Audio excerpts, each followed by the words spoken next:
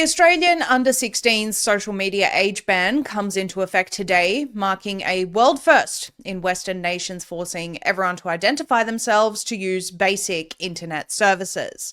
The government has touted this as protecting children from online harms on social media, but as we all know, this has nothing to do with protecting children, especially from governments that think that they're preventing transgenocide if children are allowed to mutilate their genitals, and has everything to do with establishing the worldwide digital ID control grid. Up to 1 million social media accounts were impacted overnight as the government's draconian, highly opposed legislation came into effect. The Prime Minister has launched a creepy propaganda video, which we're told will be playing across schools in the country. Let's watch that video. It's the Prime Minister here, and I want to speak to you directly about something very important. From December 10, if you're under 16, you're no longer allowed to have a social media account. You'll know better than anyone what it's like growing up with algorithms, endless speeds, and the pressure that can come with that. That's why we've taken this step to support you. If you have questions, by all means, reach out. Talk to your parents, your teachers, and your friends. And if you feel like you need more support, Headspace and Kids Helpline is there to assist. Above all, make the most of the school holidays coming up rather than spending it scrolling on your phone. Start a new sport, learn a new instrument, or read that book that has been sitting there on your shelf for some time. And importantly, spend quality time with your friends and your family, face to face. Have a great summer. In case anyone had trouble understanding that video due to his speech impediment there, we'll translate it for you. Hi, this is a puppet of Agenda 2030 speaking. I, like many leaders around the world, have ignored the democratic will of my entire country, basically, and proceeded to implement many laws nobody wants that are geared at complete total control of your speech and life. And we're force communicating this message to the young minds of this country across schools to make sure they grow into compliant little slaves. We're now taking on the role of parenting you instead of your parents, because that's just how we roll around here, and we, the Ministry of Truth, will tell you what's good for you. Reach out to us directly so we can continue to ignore everyone's concerns, or better still, here's a hotline we established with our friends to reinforce our message. You have no say. Have a great summer. This is the trickery of the Australian government. They cloak it in what would alternatively be good advice to young people. Put the phone down, go outside, play with your friends, read a book. These are all good things that parents should have the sole responsibility of telling their children and directing them accordingly.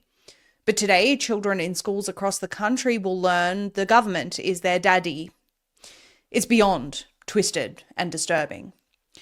So there, just like that, over 1 million young children have lost access to friends, community groups, educational material, and potentially life-saving support groups online, completely shut off from external society and relegated only to school programming because the government decided so.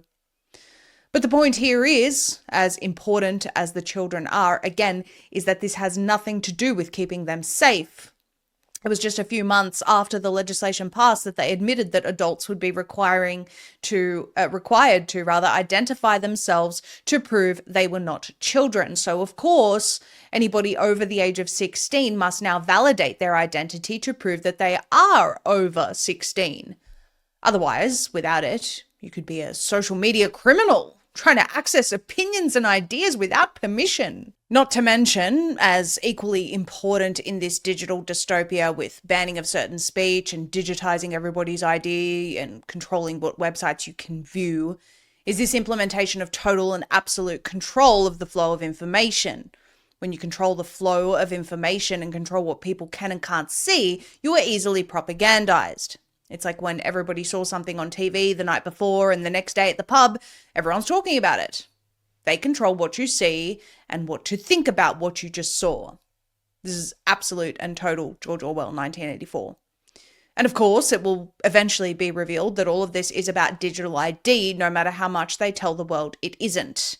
and about ensuring that every single person in the world is locked into a system where every single thing they do and decision they make is linked to their identity, managed by Sauron over at Palantir, probably. But perhaps what people in America and every other country need to do is to pay attention to what the Australian mainstream media is saying about it. They warn it's coming for the US soon, and we all know that if it happens here, there's no turning back. This is an excerpt from an article about the ban from news.com.au. It says, sign US giants panicking over Aussie move. Groundbreaking laws that Australia has put in place first have a habit of spreading overseas. Just like plain cigarette packaging, which is now in 25 nations following Australia's 2012 introduction. Countries as geographically diverse as Denmark and Malaysia are now looking at similar bans. Australia's ban is causing waves in the US too. Instagram has flooded ad breaks and social media with commercials for its teen accounts for 13 to 17-year-olds. They claim to allow more parental supervisions, have time limits, and can restrict content. Adam Mosseri, head of Instagram, said of the teen accounts, quote, "We want parents to feel good about their teens using social media," end quote. While an Australian level ban is not generally being considered in the US, that's partially false. Some states have floated the idea. Instagram's ads appear to be a concerted effort to persuade parents that it's not needed before the idea gets a head of steam. The reason why that's partially true is because in the US, Senator Mike Lee has proposed a similar legislation at a federal level. In Texas, as of the 1st of January 2026, a similar law is already going to come into effect. That's just a few short weeks away.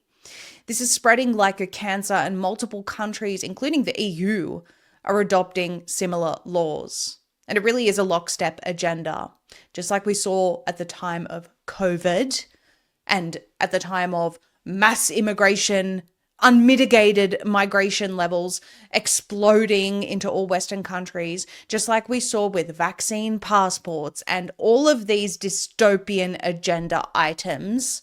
Once one country successfully does this without the level of pushback that's required, either from public outrage, lobbying politicians, writing, calling, doing everything possible to stop something like this, once it successfully goes through a nation like Australia, a Western nation, it very quickly becomes the status quo for all other Western nations. And we can tell you unequivocally that it is about to happen in the US as well. It may take a little bit longer, but if Texas is any example, you can see how quickly this spreads. So people all across the world need to be aware of this. Obviously, Australians are very unhappy with this. We're yet to see exactly how this is all going to play out. They're having trouble monitoring VPNs at the moment. The government's floated potentially banning VPNs as well. The thing is an entire hot mess. There is a High Court challenge that is set to proceed next year.